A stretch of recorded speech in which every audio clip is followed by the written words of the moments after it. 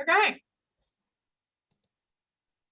So we are good. All right. So welcome to our March meeting. Y'all, I hope next month, which next month will be our last monthly meeting. I know you're all sad and that's really hard to believe because it'll be April, but I'm hoping next month we will come together at least one time this year. And hopefully for that last one, we'll come and we'll do that. We'll do this here in the office. But our next meeting in April will be our last meeting for the year. Isn't that crazy, y'all? To think about that, we're already talking April. So let's talk a little bit about what's happening. So what's up, Doc? What are some things that are happening in your schools? What are some great things happening with you? What is anything happening with you that you want to share? I mean, I can start. I want you all to know that if you did not know that dogs can get Alzheimer's disease, they can. My 15-year-old dog was just diagnosed with Alzheimer's last week. I know, Hope's making that sad face. Yes, she's very old. She's on medication. She doesn't really know where she is. But I was kind of shocked that they can, but they can. So it's called cognitive dysfunction disorder, otherwise known as dog Alzheimer's. But what's up with you guys? Somebody tell me something that's happening. I got to tell you something wonderful I'm really excited about. Tell us. Miss Garvin at Pendleton Elementary gave our OT department a book called All Are Welcome Here about school. And today, 2 of our OT students who are treated at the same time did a video reading that book. Oh, how awesome. They were absolutely adorable. It thrilled them to be on video and to be reading the book. And they were wonderful. And then we had them do some activities, using that as a prompt. But that was one of the most wonderful, fun, exciting things we've done and we've seen in a long time. Oh, awesome. Thanks for sharing, Steve. Anybody else get anything awesome, great happening? There was also this today, shaving cream day. Oh, look how cute.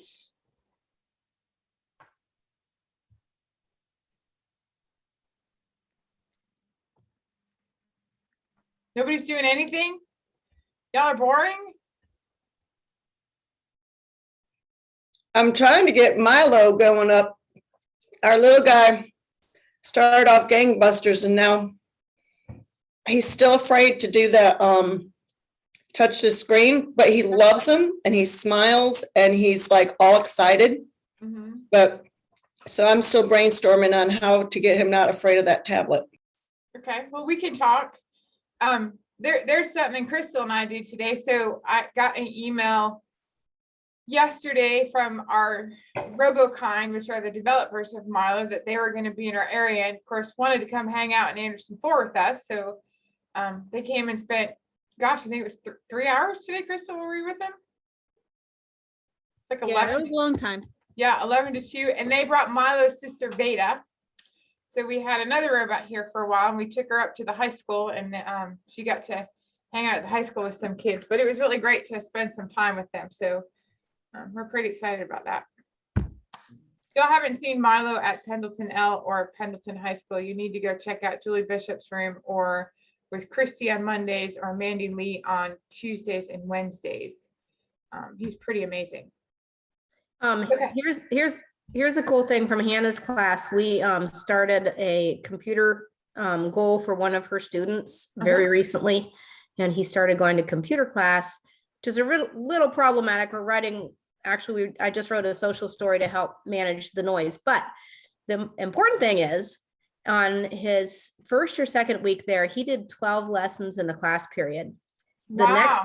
The next highest number from a regular ed kid was 9 lessons. That is awesome. So he's rocking it. Yes. Woo, woo. Come on, Miss Dutton, putting those kids out there with Miss Schmidt. You guys are pushing it. I love it. I love it. I will say I love having Miss Johnson come to the room once a week. We work really well together and the kids, get another person in here, but it's also like kind of like a parent-child relationship. Like they hear it from me all the time. So it kind of just, whoop, but to hear it from a third party kind of sets it in. And it's kind of like, oh, somebody else is telling me this. Miss Petrillo may be kind of right about it. So that's been cool. Oh, good, good. Yeah, she's been a great asset to us and I think she's really loving it. And I hear all about the middle school and how much fun she has over there with your group. I said, yes, they are an interesting group over there in Miss Pachillo's class. They're fun. They're definitely fun. I love it. See, we have such good things going on. Okay, this will be quick just for our SEL folks since we didn't have that meeting last week. Life just got crazy, but just remember anyone involved must have completed that TA certification training. So make sure you send Crystal your certificate of completion if you haven't already. If you've sent it, you're good. That testing window is March 7th, y'all, which is next week through April 22nd. Don't wait until the last minute to schedule. You cannot test if you haven't completed that TA certification though. So if you haven't done that, you can't do any testing. Remember, you have to have a monitor in the room with you when administering the test. And please do not do the testing in the back of your classroom while other activities are going on and other things. Make sure you're secure someplace in the building that's quiet where you won't be disturbed, okay? So don't try and do SEL in the back of the classroom when you got 6 other kids in there doing other things because it's easier. You have to treat it just like any other state testing where they have to have that time, that place to be able to do the test and you need to be able to administer it. So some Enrich updates. I don't know if you were ever told when these happens, but there you will see some updates to Enrich in the system beginning March 9th.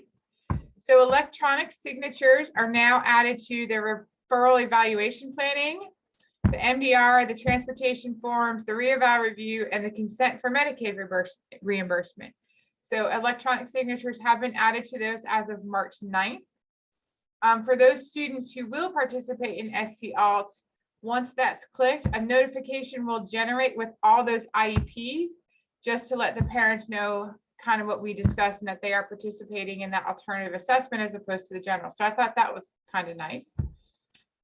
This doesn't apply. Well, we have Olivia, but the exit note, there's an exit notice added for kids on our credential track. So there's a exit completion and add action that will complete much like a summary of performance, except now we have this specifically for our high school credential kids. And for those that don't know, we have 2 kids graduating this year. It'll be our first year. We have 2 kids graduating with the credential. So we're really excited about that at the high school. Yeah. Woo, woo. Oh, all this hard work. Yep. We got 2 graduating with it. In the special factors, they removed that explain box from the question we're asked, exhibiting behavior that requires a BIP. If you remember, there's a box that says explain. So as of March 9th, that explanation box will be gone. It's just that check box.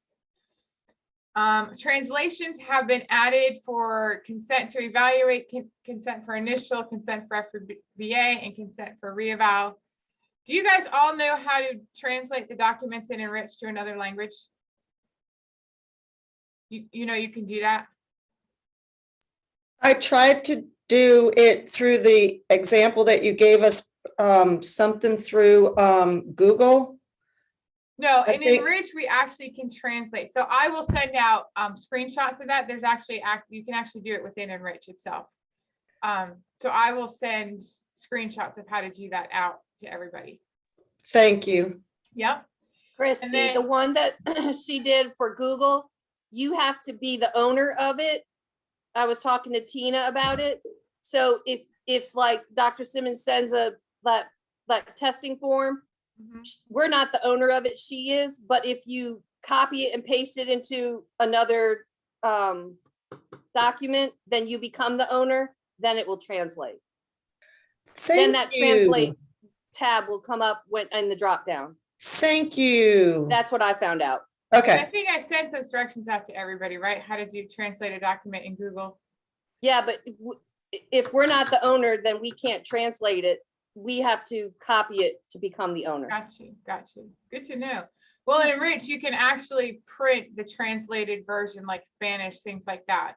So they've added it to these consents now. So that's helpful, but I will send out screenshots of how to do that in Enrich as well. They thank also, you. yeah, they also updated the link for the NTAC for indicator 13 for those who do that in post-secondary. You see, if you know, there's a link, there's they updated those resources. And then in the evaluation report, which really doesn't apply to you guys, but you should know they just updated the verbiage on electronic signatures. So all of that will roll out March 9th into our live system. So you'll start seeing those changes beginning then. Where exactly is the Medicaid consent in Enrich? It is under an add action. Okay, so Gail, are we doing that as far as, because don't we have to do the notification and the consent? You do, they're both in under add action. Good to know. So ESY, we are at that point where we'll be considering ESY. So please let myself and Crystal know so we can start keeping track of any students you are considering for ESY services. I am going to create a Google form. As you see, it says to be sent, which will be sent by the end of this week. Just for you guys to fill out for each student where it's determined that they will receive ESY. And that's so when I have to report it to the state, I have the information that I need from you guys to send to them. I am asking that you hold all ESY meetings for any students you're considering no later than the week before spring break. So let's hold those meetings before the week of spring break. April 4th through the 8th would be the last that week. Any ESY meetings I'd like you to hold by then. And here we go, Christy and Cindy and our speech people and OT. So IEP or ISP, oh my. So the drama and the saga continues. So I had a call with the State Department yesterday about homeschool and private school kids and all sorts of stuff. So apparently we've gone back to that students, any students who are aged 3 to 21 who are entitled to a FAPE, that includes our students in daycare, Head Start, etc., should have an IEP. I know we said ISP because that's what it's always been, and now they're going back and saying, nope, now it should be an IEP. Your ISP is only specifically for students ages 5 to 21 whose parents choose to enroll them in a private school or homeschool. So ISP is purely private school or homeschool. Everybody else is an IEP. So then my homeschool kid, I need to do an ISP on. Correct. If we know they're in a homeschool and enrolled with a homeschool association, yes, it would be an ISP. So what about the ones that we currently have classified as ISPs? Yeah, that's okay. As they come up and their annuals are due, just switch them back over. You don't need to, I'm not asking you to go back and hold all these meetings and fix this. It's fine, Cindy. We're not going to do that. Just as their annual reviews come up, just change them to either the IEP or ISP at whatever is needed. Super. Even if it's not till next year, that's fine. I mean, we're not going to get gigged or anything on the state because they keep going back and forth with this. But I clarified yesterday, I said, you guys need to clarify this for me because different directors are doing different things. And, you know, obviously I want to make sure we're doing the right thing. And I've always done them as ISPs because they're not getting the same services. And they said, no, 3 to 21 should be IEPs. I argued it because I said, well, they're not getting the same services and parents are choosing to keep them in a daycare or Head Start. Anyway, that's what I was told. So that's what we're going to go with. An ISP is also one of the drop downs, correct? Or is it like add Well, it's IEP? yeah, instead of add IEP, it would be add ISP or add service plan. Yes, Christy. Okay. It's much shorter and much quicker. Good. Okay, so let's talk about our last high leverage practice, which is the last few questions on the PWN. We spent this year going over all of them. Y'all are doing a really nice job. And I'll compliment Hope because I've read a lot of hers over here the last few weeks with all these SCALP meetings, but you guys are doing a nice job with beefing up these PWNs. I'm hopeful that, you know, my goal was to eventually get rid of meeting minutes, that as we continue to do these this well, we can start to move away from keeping meeting minutes. So the last 3 questions are just the evaluation procedure assessment. Y'all, all you're doing here is just listing what the team used to make those decisions. It doesn't, you know, you can put MAP, recent evaluation results, teacher input, parent input, classroom-based assessments, whatever was used to make the determination or the recommendation at the meeting. You cannot put none. None is not acceptable, but it's just clearly a list. Doesn't have to be explanation of these, you know, data, just a list of what you're using. We should see at least like 3 or 4, maybe even more, depending on what the situation is.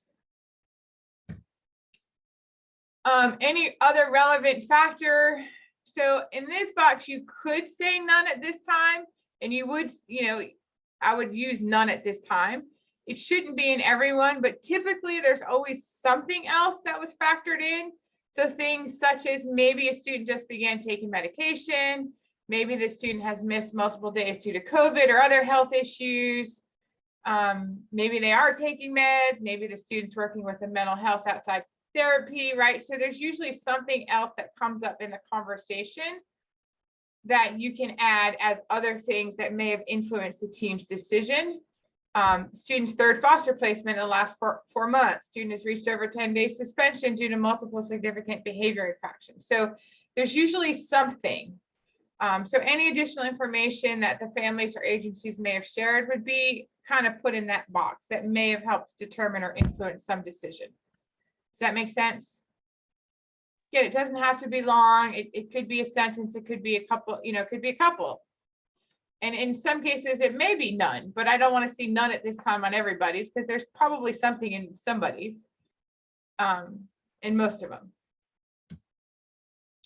And then list the outside sources, y'all, that's a drop down box. Click that text assist button and then click insert and all those will populate. Do not add any other additional information. All those contacts are put on there based on the State Department review of our box, so to speak. So don't add any other agencies or anything like that. The other thing I know that is popping up on some of them is that listing of parents' rights can be found at tinyURL. So y'all, that link doesn't even work. So I'm working on taking that out and it'll get taken out this summer from that box. So you only have to click the one where there's this list of agencies. And that's just letting people know who they can call, if they want to sue us or something. We tell them who to call. I think that's kind of nice of us to tell them who to call. Okay, that's really simple. I think that's funny too. Yeah, we have to do it though. We have to provide it. This is the same. Don't put things in there as none, NA, not applicable. When asked to describe, describe. When asked to explain, explain.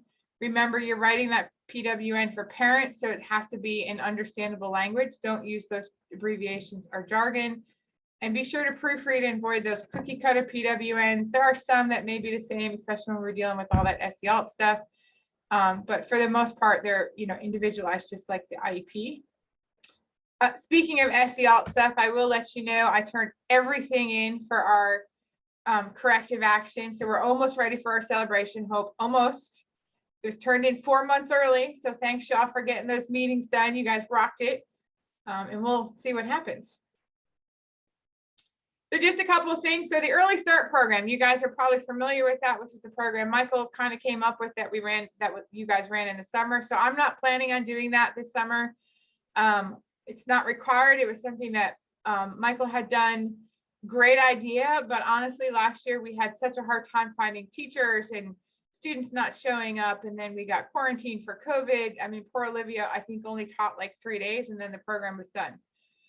So I think if you have students that need additional adjustment to that new setting, to either the middle school or PHS, let's talk about it, and we should pursue it as ESY.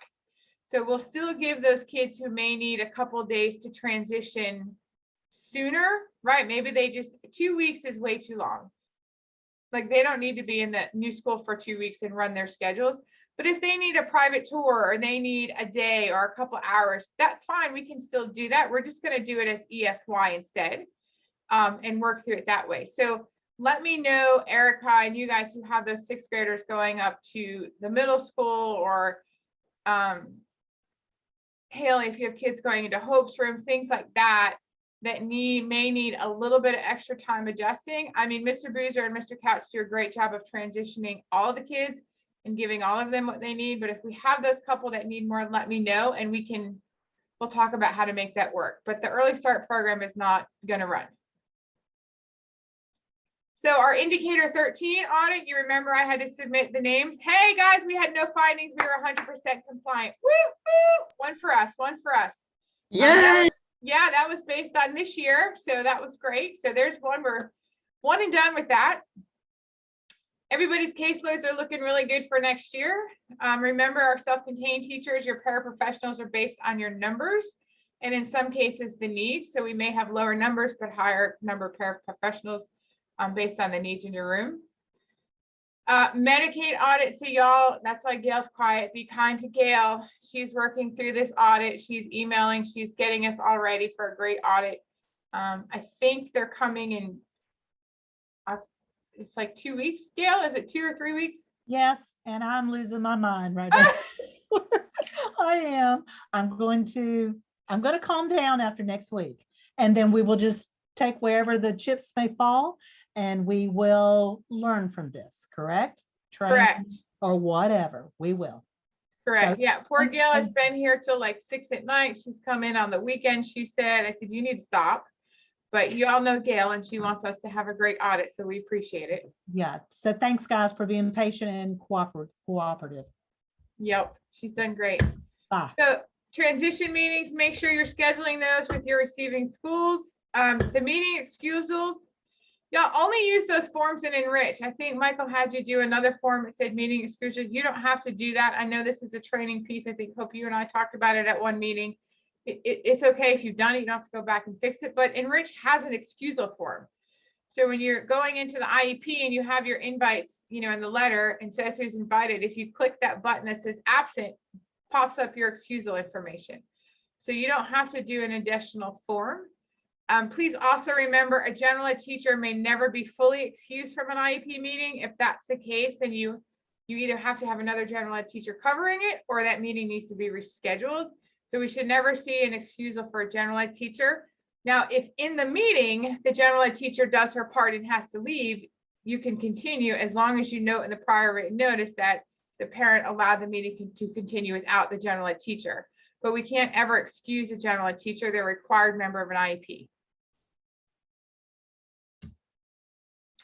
So last but not least, y'all, things to remember. So just, y'all, I know, and I said in the beginning before we started that I spent a lot of time at the high school last week, and it was because of behavior. But have grace. I know you guys are stressed, they're stressed, you are all feeling the same thing, but our kids have not had this school structure in 2 years, right? They've not had this long haul from December till April in 2 years. So behavior is going to ramp up. I'm confident of it. And I think it's going to get worse before it gets better. And we still have, what, another month, over a month before we're actually on a break. Oh, Hope is putting up 5. Is that 5 weeks? So we have 5 weeks till spring break. So much like you, the kids are counting. So try and have as much grace and patience and understanding. Just, I mean, it's just a long haul. They haven't had it. You guys haven't had it. Everybody's at their wits' end. Everybody's ready for that 5-week break. But the good news is we have 5 weeks and then we get that break and then it'll fly by before we know it, then the end of the year, right? Because we get out, what's their last day? The 25th, May 25th, I think. Is that the last day of school?